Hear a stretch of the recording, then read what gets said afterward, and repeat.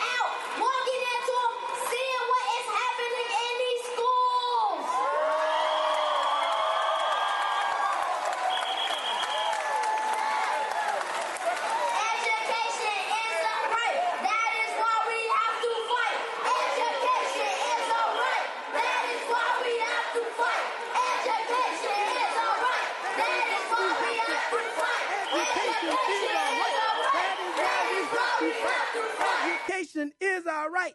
That is why we have to fight. Sorry there for a second. This is Marlon Smith, your host and timekeeper for the hour, and you have stepped onto the yard wherein Black Greeks speak.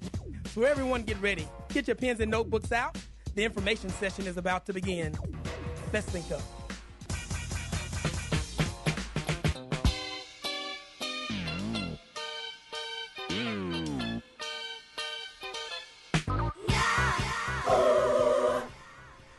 Welcome, everyone, to Black Greek Speak. This is Marlon Smith. We're so glad that you could join us here this evening.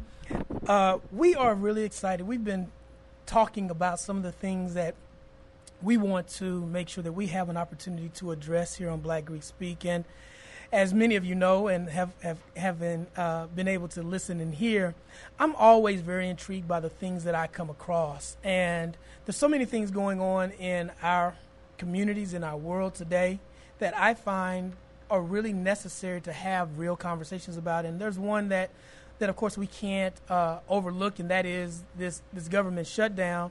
And so we're going to really have an opportunity also to try to talk about that as well. But I want to talk about that in light of a conversation that I think is really crucial for today's conversation.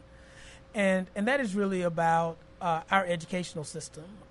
This is Black Greek Speak, and as many of you know, and those who are members of Black Greek-led organizations, that education is really key, that in order to be in these organizations, you had to at least go to college. Even if you didn't graduate from college, you had to at least go to college. And as I was looking at a show, actually, Soledad O'Brien, formerly of CNN, does a Black in America series. And in the series that she just recently did on the achievement gap, she titled it Great Expectations. And I thought it was a really kind of telling story about not only the way we think about education, but also the ways in which we kind of create solutions to address some of the issues that our children, particularly African American, Black and brown children, have to face. You know, we know these statistics, and some of them are very alarming. The 50% high school dropout rate amongst African American boys. We know the number of the lack of children who are going into STEM fields, science, technology, engineering, and math. And in fact, looking at some of the statistics in Minneapolis and Mississippi and in Texas, there are so many issues that we need to really begin to address in Texas. It is interesting that even today we had individuals who were picketing and marching because of some legislation that is going on in Texas behind textbooks and what we will put in textbooks in the state of Texas. And so there's so many issues that I thought, okay, here is, again, another place in which Black Greeks need to speak. We need to speak on the issue of education. And so, as I do, I go find Black Greeks who are doing that. And so linked up with me today are a few Black Greeks who are educators and scholars in their field that we're going to talk to about this. We have with me Katina Willis joining me. Say hello, Katina. Good evening. And bring that mic to you just a little bit. We also have joining us also Dr. Carlos Phillips. Say hello. Good afternoon, everyone. And we also have, she comes and joins me. You had an opportunity to engage with her on our premiere show, and she is back because she is also an educator, and that is Onita Gage. Say hello, Onita. Good evening. You know, let me kind of set the context for why I wanted to have this show, and I thank you all for joining us here on Black Greeks Speak. I think it is really a crucial conversation, and I said this at our premiere show, and Onita, you was there with me when we had this conversation, that I really believe that representation is a very powerful instrument for making change. And if we're not engaged in representation, then what we're engaged in is just showmanship. And at that level, we can't be very effective. We have to think about what it really means to represent. And so when I was watching Soledad O'Brien's series on education in America and how it affects African Americans, one of the things that I recognized was the number of African American teachers, particularly male teachers, who were in our schools. That was really representing on that show, and I'm like, wow, I don't think I remember seeing this many men, particularly African American men, in schools. And so, Onita, there was a conversation that you and I had about representation, and I'm going to kind of ask the big question: why is it we don't have more representation, particularly of African American men, in our schools? What's the problem? First thing is that it is an economic situation. When you talk about a man supporting his family on what educators make, part of it is that. Okay. The second thing is that they don't see a need to be in those fields. They have sought after the money. They sought after the six-figure income. They sought after things that they sacrificed it for. And the other piece is that this has been a generational thing. There's not a long line of historically African-American teachers in the classroom, especially not at the elementary levels. Mm-hmm. And so when we talk about the start of where our problems could stem from, the things that we see first, we don't get that. And so that change in our culture, our educational excellence has been the change. There was historically always the principal was a man. Mm-hmm, right. But the teachers were all women, almost all women. And so the coach was a man, and every other teacher was a woman, and the principal was a man. And that was my background. Well, you know what's interesting about that, and I'm going to ask Dr. Phillips to get in this kind of conversation, since we have another gentleman here who's going to come on in our next segment with us. But Dr. Phillips, you know, Onita makes a great statement, and there is this idea that education is what women do, right? And so let me start first with a simple question: how and why did you get into the education field? Well, fortunately, I was blessed to be a part of someone's life who thought I had a purpose in life. They knew that I had a gift. They knew that I was a leader. And they saw fit to make sure that they did not lose the opportunity to reach out to me to make me successful.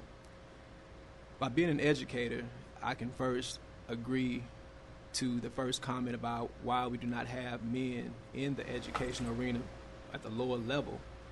But to premise all these statements, it must be clearly understood that education is a labor of love, meaning that you have to be in the field because you love what you do and you love doing it daily.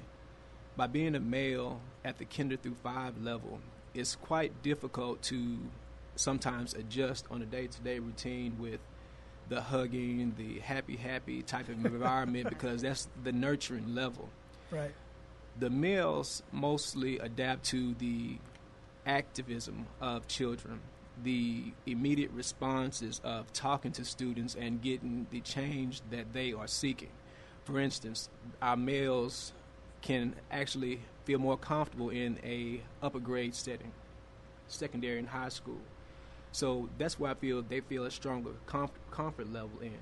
So I think that in order for them to appreciate being an educator, they must be comfortable and they must feel that they can be effective to make a positive change, in which someone done for me at that level. That's really two things I heard that you said out of that. One is that you got into education because you had somebody that invested into you and kind of gave you this idea of the importance of education. And that, I kind of heard that in that statement. Yes, sir. And the other thing is this kind of love for educating, that you have to have a passion and a love for education. And I think I'm wondering, particularly you talked about K through 5, and I want to start with kind of that conversation, is that because I taught kindergarten for 3 years actually when I was doing some postgraduate work, and I was not only the only African American male teacher in the school, I was the only male teacher in K through 5 in the school that I taught in. But one of the things that I recognized was the importance of having men in that classroom in kinder. I had so many teachers who would bring me their boys to my classroom that eventually my room became just nothing but boys. And what I immediately recognized was that kinder is set up for gendered learning, which unfortunately is very feminine gender learning. You want, even when you have centers activities, you are sitting them down. Boys are not engaged in active learning.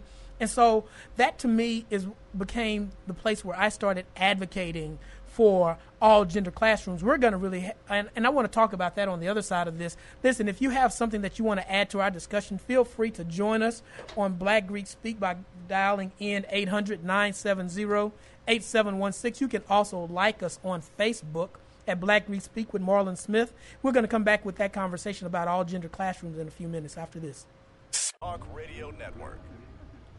Once again, you're joining us on Black Greek Speak with Marlon Smith. We are talking about education and so many of the problems within this structure of education that is affecting our children.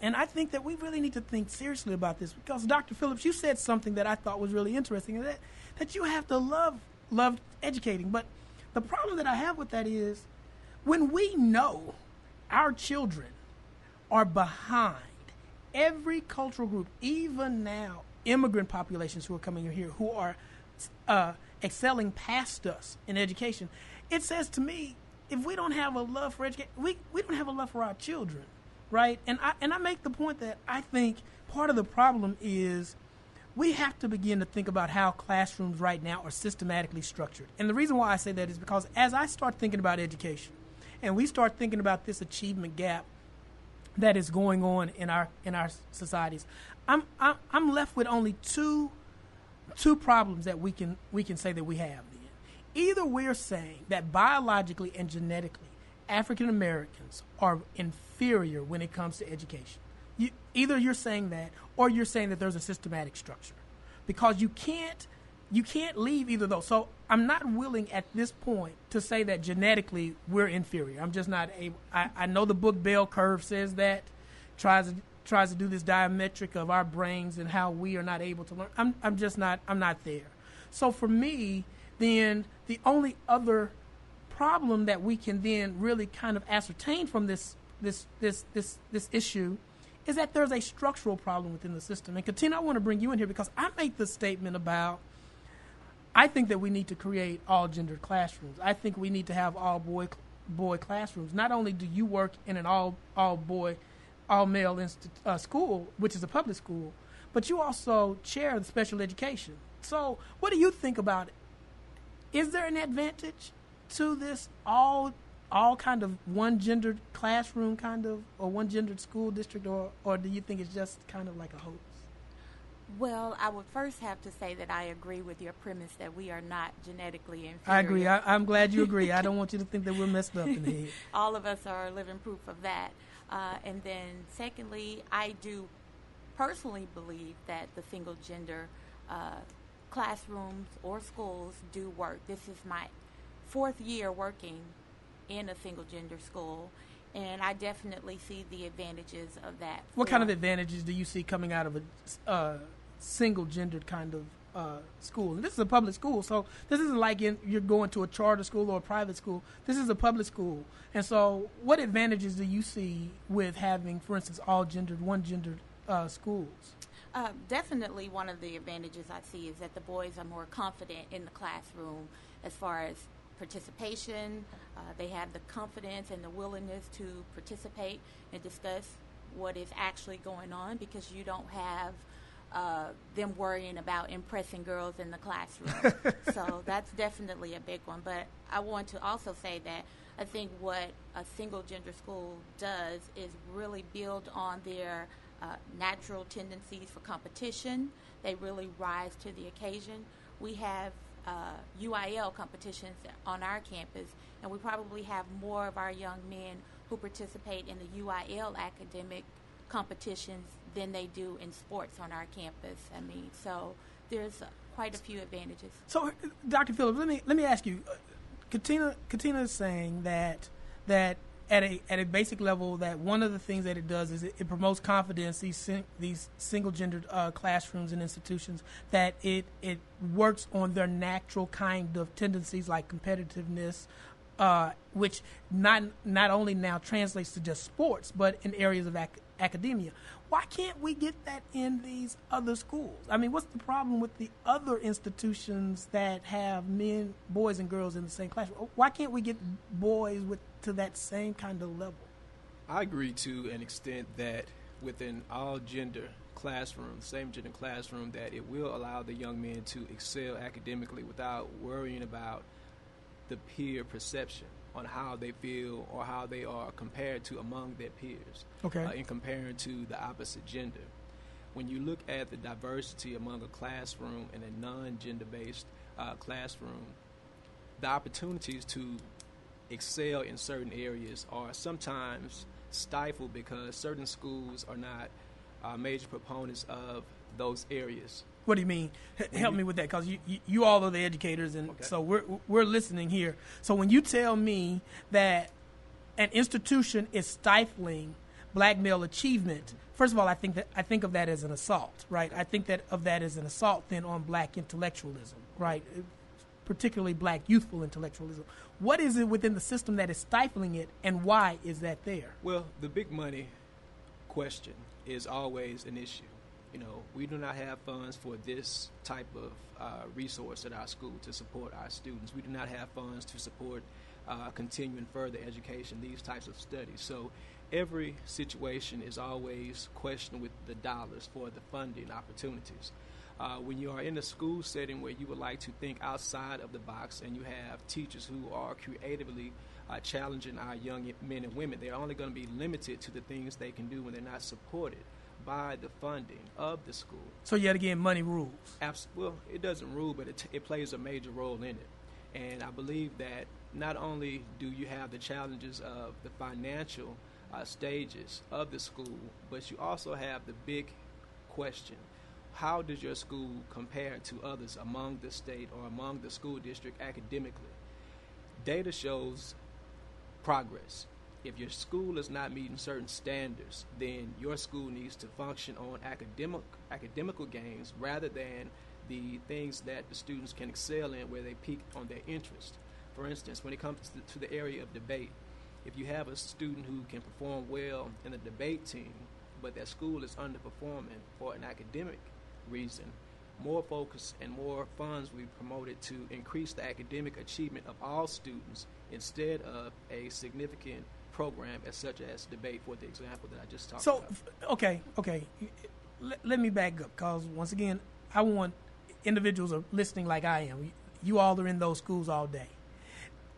We're always hearing about this kind of debate about who's in charge of our education, who's in charge of our healthcare, who's in charge of our local governments, right? Who's in charge of all these institutions, right? So my question is, if you're the principal and you say, hey, we're doing good in debate, and yeah, math is a little bit off, but let's try to figure out how to gear towards debate, and you tell me, but there's an issue that is stifling that, I'm trying to figure out who's the person who's stifling that. And why is that? Why can't there be greater conversation about, well, this is where we do better, and these are the student populations that are learning this way, so that we can achieve in a much more broad sense? Why can't we do that? We can, and that is the managerial courage that encompasses the leader of the school.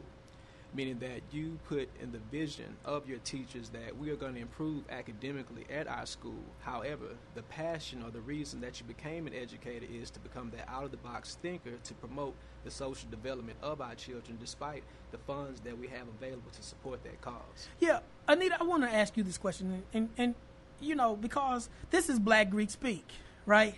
And I guess I need to do a roll call real quick, because this is Black Greek Speak. Let me do my little roll call. We already know Miss Onita, and I appreciate, sister, you're on time. Look, you're on time. There was no weather today. There was no weather keeping you out, but we know that Anita is a member of Zeta Phi Beta. Katina Willis, you're a member of Sigma Gamma Rho Sorority Incorporated. Sigma Gamma Rho Sorority Incorporated, and Dr. Phillips, you're a member of Omega Psi Phi Fraternity Incorporated. See, I always try to stop them before the rule. Look, now I got to take a break. I'm tired. Hold on for a moment. I got to readjust myself. If you want to join the conversation, look, dial us at 800-970-8716. Like us on Facebook at Black Greek Speak with Marlon Smith. We are coming right back at you. Spanning the globe. MJWJ. You're listening to MJWJ. Global Radio Network. The Feel Good Talk Radio Network. The Feel Good Talk Radio Network. And welcome back to Black Greek Speak with Marlon Smith. Listen, you're joining us, and having linked up with me is three great educational professionals here who are trying to help explain to me some of the problems that I am seeing and that we are experiencing as a community in our schools, and that are particularly affecting not just African American, but particularly affecting African American boys. And we had made this kind of conversation. You know, Dr. Phillips threw me off with that roof for a second. I need you to work on that, brother. We all love the MPHC. I love that, but work on that. Okay, so he's sitting there like, I know I got to say something, but I appreciate the composure. But really, we talked about, I'm trying to get an understanding of, if we know that there's a problem, if we know that there are systematic structures in place, right, and that we have to then have this kind of managerial kind of authenticity about and kind of integrity about how we will motivate our teachers to even address these structural issues. My real kind of concern, yet again, is then, why do you have to motivate teachers to do what they said that they love to do? Anita, can you help me with that? I mean, why do we got to motivate teachers to do what they said they wanted to do? What's the problem? Wow. Well, first of all, the motivating of a teacher, there's a book that says if you don't feed the teachers, they will eat the students. Wow. One of the things that has to happen in the classroom is that there has to be a authentic vision of the school to say we are here to educate kids, and nothing will get in the way of that. Stop right there. I need you to repeat that, because that seems like an oxymoron to me. Like, you're in a school and you have to motivate and give them a vision I mean, that seems so oxymoronic. That's like saying, you know what, you go on an airplane and we're going to fly. Isn't that what an airplane does? I mean, so explain to me why is that there, and why would you not have that automatic vision already instilled in teachers when they come into the classroom? For the most part, it's there. Okay. Let me just say that for 95% of my colleagues, we are motivated every single day. Okay. We go in the classroom with a passion for excellence and a passion for what we do. Okay. It is not cheap to teach school. Okay. We bring our own things. We buy our own supplies. We lug in our own things. You know, teachers are known for being thieves. We steal each other's materials, ideas. It is the most legal theft system amongst the world. Here's why that's important, though, because great ideas are shared. Right. And we share those things openly and willing. A great teacher will support each other. A great teacher talks over things. A great teacher considers that. There are times, however, when the educational process, its due diligence, the laws that we put in place, some of those things are cumbersome. And sometimes it takes away from the education environment. And sometimes it is designed, it is not overall what it was worth putting out for. Katina, you was nodding there. You were nodding in agreement to that. What are some of the things that you find cumbersome? What is that? No, not so. There are things that I find cumbersome, but I was agreeing with the 95% of educators. You don't have to motivate them. I think as leaders in education, administrators, principals, what we need to do is provide the autonomy for them to teach what they are good at. So if they come to you and they say that they are a 7th grade ELA teacher, then ELA. English Language Arts. Okay. It's our job to then put them in that position as opposed to putting them in a 6th grade social studies class because that's what you have available. So put them in the area where they are strong, and then also provide the resources to allow them to think outside the box, to allow them to do what they are already good at, to allow them to provide that high quality instruction. I've heard somebody say, that's like the second time that you all have mentioned this idea of thinking outside the box, right? So first help me understand, what is the box? What is the box within education? Okay, Curriculum, worksheets. I mean, you want to think outside of that. You want to challenge your students to critically think. So if you are only bound to the few activities that they give as examples in the curriculum, right, Anita, then you are not thinking outside of the box. So when you say you're thinking the box, you know, once again for the layperson who's not there, because I'm a firm believer, and I'm going to say this, I need black parents to start showing up to schools. I'm just sorry. Somebody needs to say it. Stop being lazy. You know, your school is not your children's daycare center. That's not the place where you can go home and watch soap operas in the morning. That's not your 9 to 3 break, right? That's not your 9 to 3 break from parenting. You need to be engaged in your school. So let me say that. And let me say something, and I mean this. By the time I was in the 2nd grade, I could not only do I could do addition, I could do my multiplication tables up to complex math. I knew, in fact, every president of the United States at that time, it was up to Jimmy Carter, when those presidents were elected. I knew how to write in not only print but in cursive. This was the 2nd grade. By the time I could do, I was engaged in history learning, and I got this from a great grandmother who had nothing but a 3rd grade education, because she went to a library. She would take us to the library. She would go to the post office, because back then the post office gave you those little multiplication tables, charts, and she would just have us do little. So if a 3rd grade, a grown woman who had a 3rd grade education, who was raised by emancipated slaves, had enough wherewithal within her to teach us that, I can't understand these parents. And I'm sorry. Here's the problem that I also have, because I taught school. We accommodate lazy parents, and I'm tired of accommodating lazy parents. We need to tell some parents, I'm going to use our feel-good morning host word, trifling. We gotta remember we have some trifling parents, and I need us to start calling them trifling. If you can't show up to a PTA meeting one time out the year, you're trifling. Let me call you trifling now. If you don't know, if you have never engaged in putting your student, your son or your daughter, in some type of free extracurricular activity where you have supported them, you're trifling. Yes, O'Neill, I'm sorry. I'm going on. I'm sorry. Just trifling. I'm tired of trifling parents. I'm sorry. Marlon, we can tell you're very passionate about that. Yeah, I'm tired of trifling parents. I don't know how to tell you. I'm tired of them. I see them in the grocery store all the time, buying stuff, and ain't kids roaming around looking crazy. Yeah. On behalf of educators everywhere, we would love engaged parents with the right motives. Right. You see, there is an engaged parent who is checking the Home Access Center. I want to talk about the outside of the box situation. Marlon, you grew up in a time where we took every book home in a backpack every night, right, and your backpack was heavier than you. And let me say, my mother said you could not come home with no books. Exactly. That was impossible. My mother's statement was, either you bring homework home or I will give you homework when you get home. So you had to choose which one you want to do. I'm sorry. We trifling. So we have a unique situation now, Marlon, where there are not books to issue every kid and every subject to take home.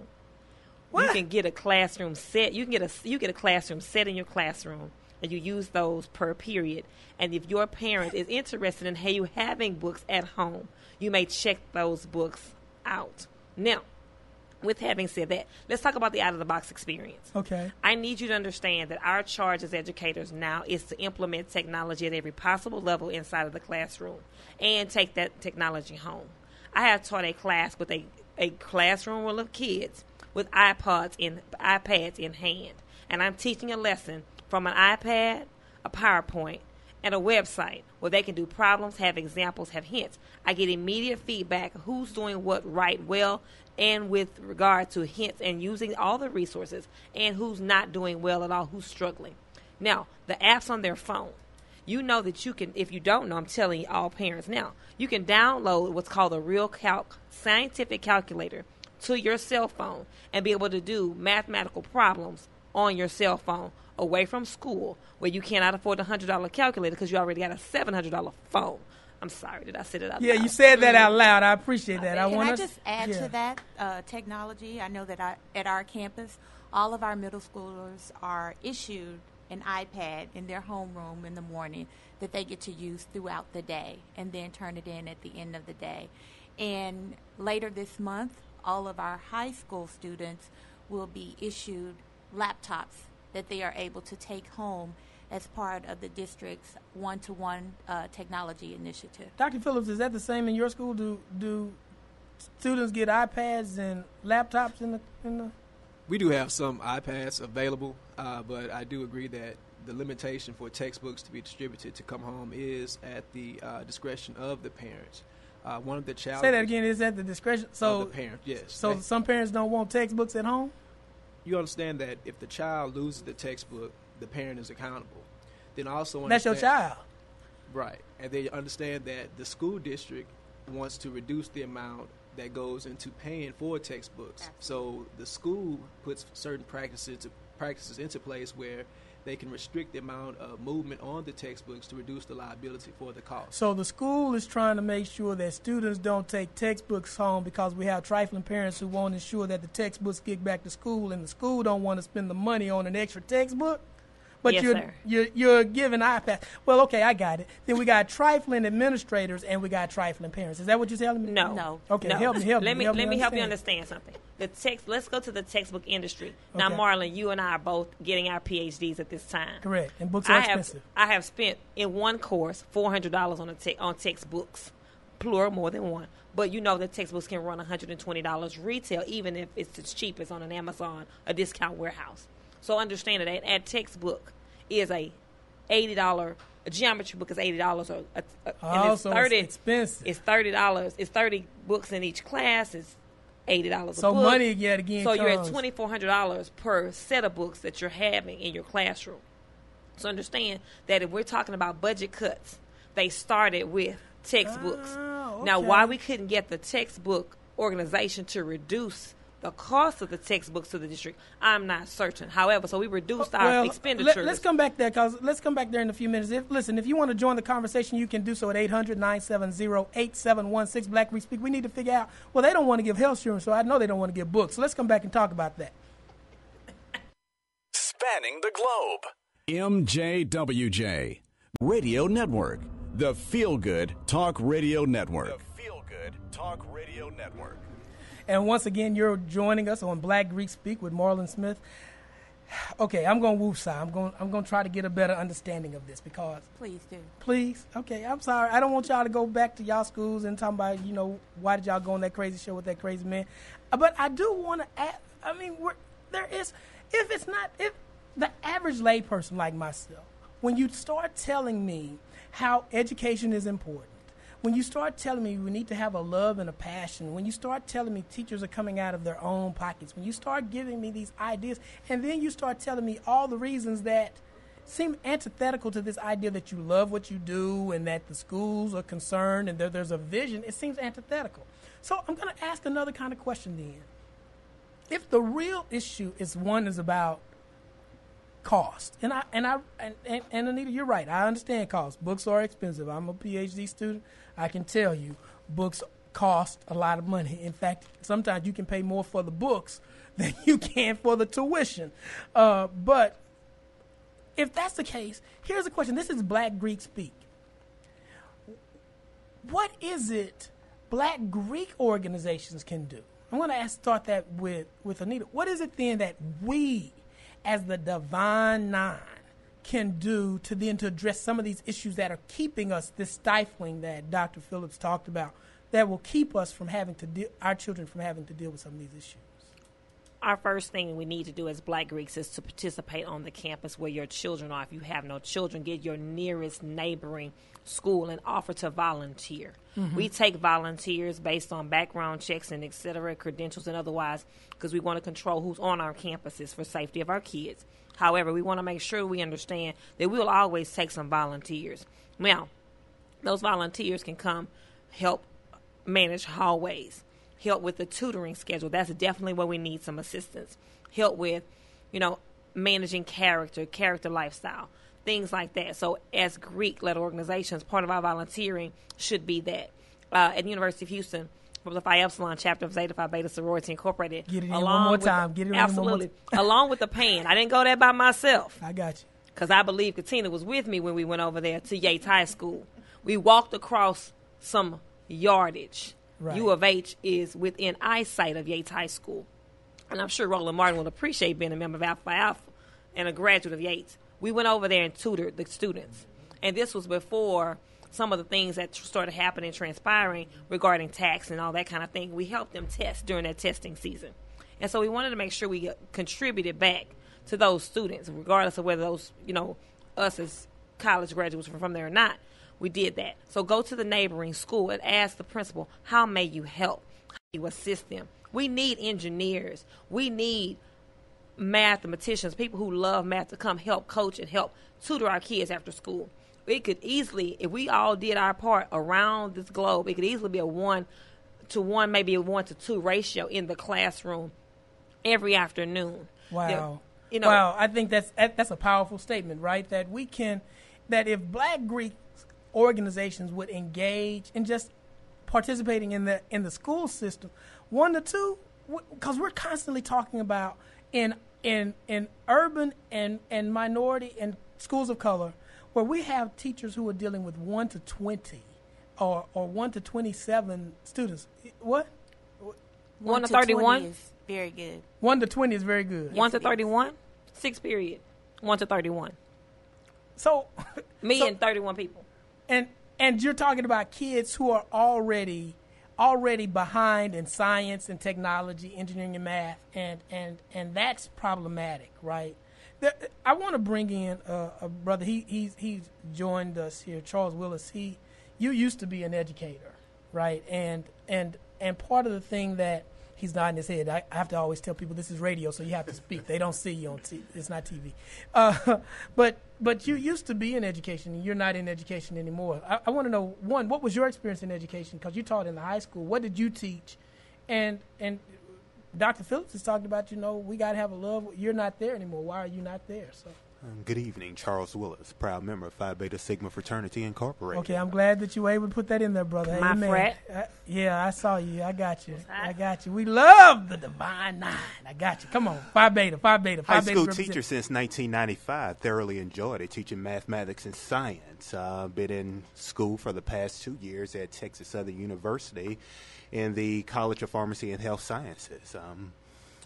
Thoroughly enjoyed teaching, just got at a point where financially it just wasn't viable to successfully do some of the things I wanted to do as a husband and as a father. Wow, now that's one of the things that we've talked about, right? Is that part of the reason that men kind of left out of the classroom was because of the money that was being made in the classroom. And you're talking about, you taught science and math, where they're talking about they need us, and that to me is these issues, right? So I'm going to go back to this kind of conversation that Onita talked about, and that is, where do we go from here then as Black Greeks, right? That if we know that men, for instance, and I want to take that seriously, if the school system can't afford for us to be there, how do we engage then? Dr. Phillips, I'm going to ask you this question.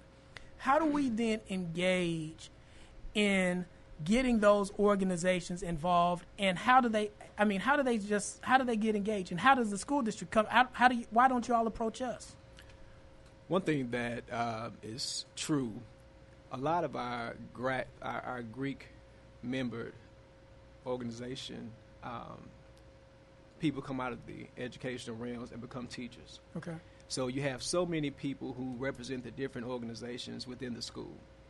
Then you take that idea and then you transform that into creating a unified front within your parents, your school community, and your children. And now you have a greater fraternity or sorority, because you have more people attacking the cause, which is to ensure the success of our children. Okay. James Baldwin has a quote that says, "These are all of our children who will benefit by or pay for what they become." That means that regardless of how much we make in the financial aspect of being an educator, the greater reward will come when that child says, "Thank you for taking out the time to ensure that I can be successful." Wow. No matter what paycheck you receive, a thank you from a child 3 years down the road for that child that you could have gave up on, that's going to help you. And that is not going to show up in your bank account. Right. That's going to show up when that child is working every day instead of breaking in your home while you're at work. So regardless on if you are in it for the money, regardless on if you are in Omega Psi Phi, which is the greatest fraternity that has ever existed. Yes, but I love the way y'all keep on giving all these plugs up in here, and then here's what's funny. They sitting up here trying to be all stealth and then trying to put in these little plugs, but this is Black Greek Speak, so we love Omega Psi Phi too. Absolutely. I love to be a part of the show, but I just want to make sure that it's understood that regardless of what you represent, it's how you represent to bring on future people to be in your organization, because that's what's going to make the difference. That's the greater fraternity. We're going to talk about that on the other side, because representation is the thing that we want to really talk about. Once again, you can join us in the conversation here on Black Greek Speak on MJWJ.com at 809. Global Radio Network, the Feel Good Talk Radio Network. The Feel Good Talk Radio Network. And once again, you're back with Black Greek Speak with Marlon Smith. I am so excited that these educators have come. I'm giving them a hard time, and I want to say I appreciate the men of Omega Psi Phi being represented here. I appreciate the men of Phi Beta Sigma being represented, and even we got Zeta. Zeta's brought that Phi Beta up in here, and that's great. And Sigma Gamma Rho, see, that's Indiana right there. She knows about that. So, but Dr. Phillips, you talked about representation, and I do want to end on that, because I think there's a conversation that needs to really be had, and I want to emphasize that, because part of the reason that I agreed to do this show, Black Greek Speak, is because I really, truly understand the power of representation, particularly Black representation, and how that really changes the way our young people focuses and thinks about life.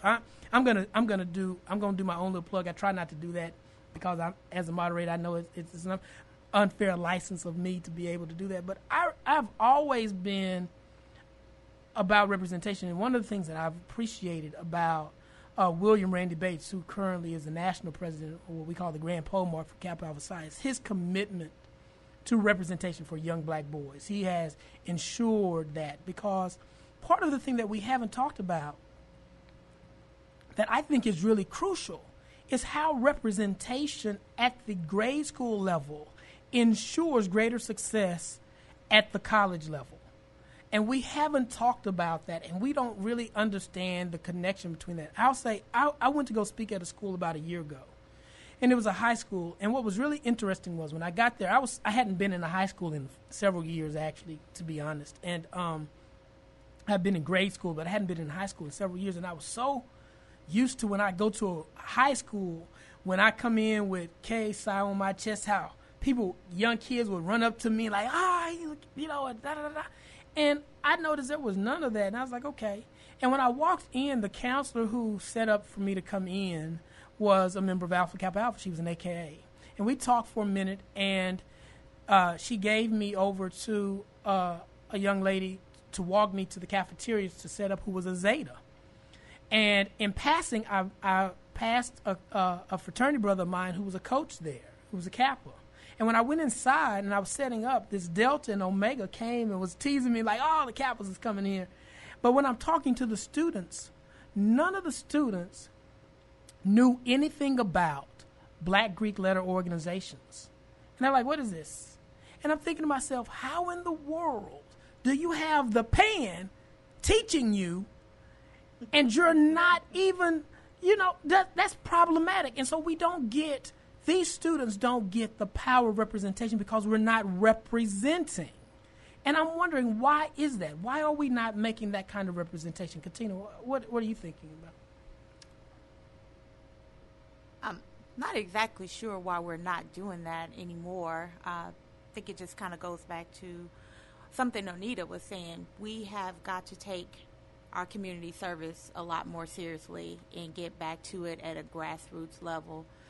Our school actually experienced that last year, where we had one of the local grad chapters for Alpha Phi Alpha to come in, and they committed to conducting a 5-week program with our 7th grade boys, talking about a variety of issues, puberty, what that looks like, and then to stay focused on our topic, more importantly, college readiness and what the actual process is to getting into college, not just stepping in a fraternity, but the actual process. And so because that's problematic really to me. Well. That's problematic that when schools usually do call you for representation, it's so that you can kind of help them coordinate their step teams, right? And that, to me, I'm appreciating of stepping, right? We're going to have a show later on about black cultural production, because stepping is a part of that. But when you don't put that in an educational format, right, that they're not learning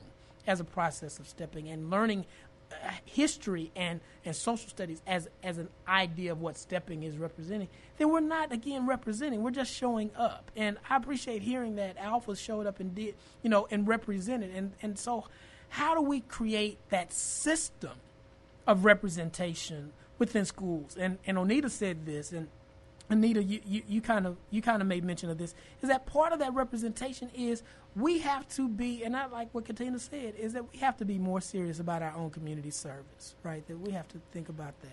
I appreciate that comment, and that is what it is. And I thought about it just now. What have I personally done? Everyone gets to see my key ring.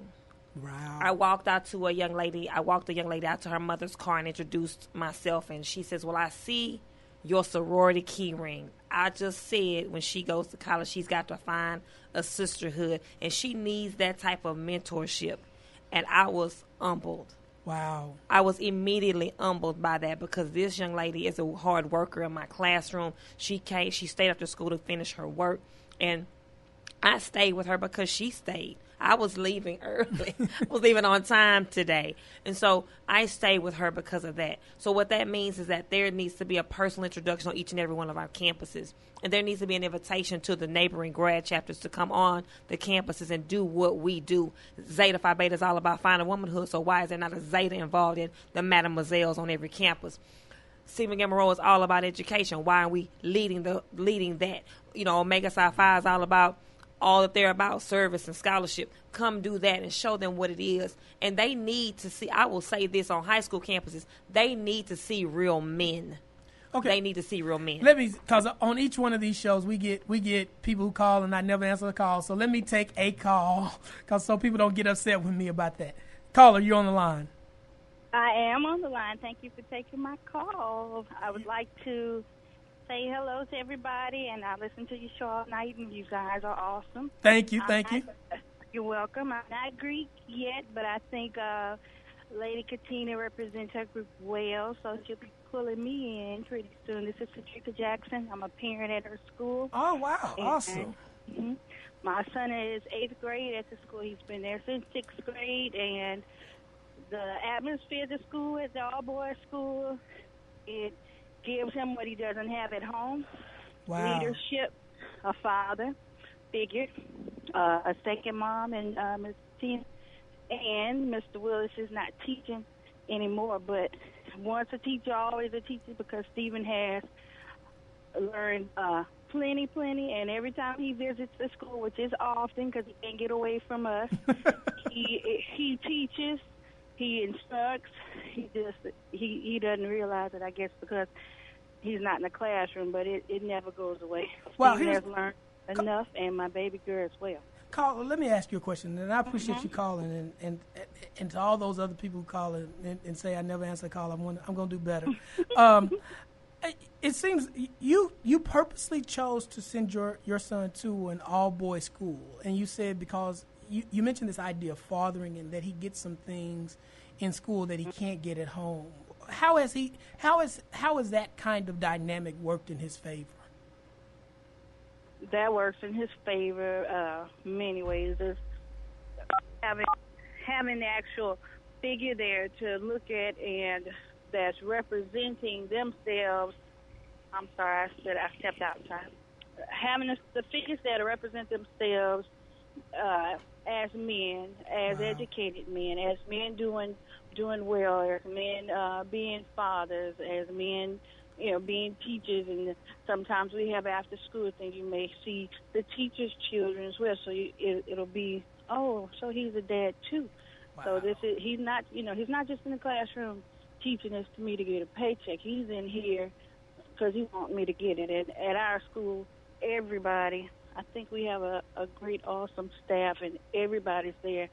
It's not about, sometimes people have to do what they have to do to come and get a paycheck. That's what we go to school for and learn and work toward being able to take care of ourselves better than, better than minimum or, just barely.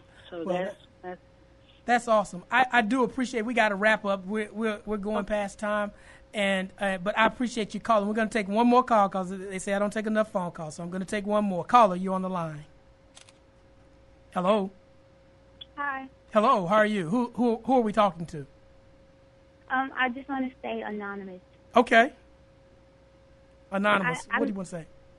Okay. I listen to everyone speak, and I can, myself as a younger person, I know I probably sound young, but I respect each and every one of them. But the last part to me about the sorority and the fraternity, I just kind of feel like regardless, and you were saying that you felt like the Greek wasn't in schools, but to me, elementary, middle school, high school, even in high school, and I was in one of those smaller sorority-type high school things, right? It still didn't make a difference for a Delta or a Sigma or whichever one to come.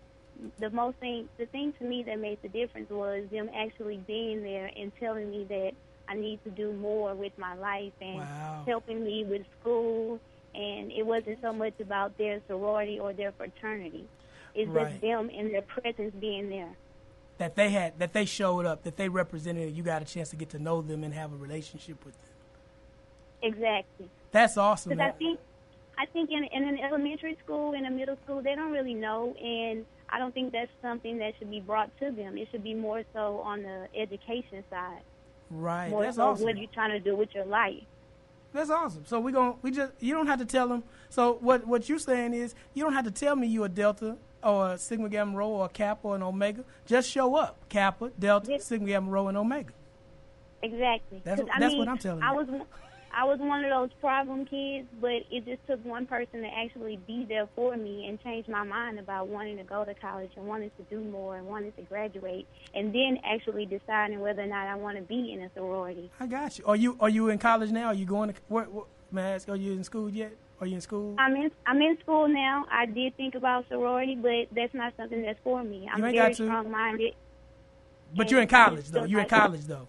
But you're in college? Exactly. Oh, yes. That's all we care about. You're in college, so you're on the team. You're on the team. You linked up with us because you're on the team. Caller, I appreciate you calling and joining us here. Listen, this is Black Greek Speak with Marlon Smith. We so appreciate that you joined us and these educators coming on and helping us kind of really just process through what education is. Join us again on Friday at 7 p.m. for Black Greek Speak with Marlon Smith. And remember the one thing that I always say is that everyone can't do everything, but if everyone did something, then everything would get done. Let's continue to link up.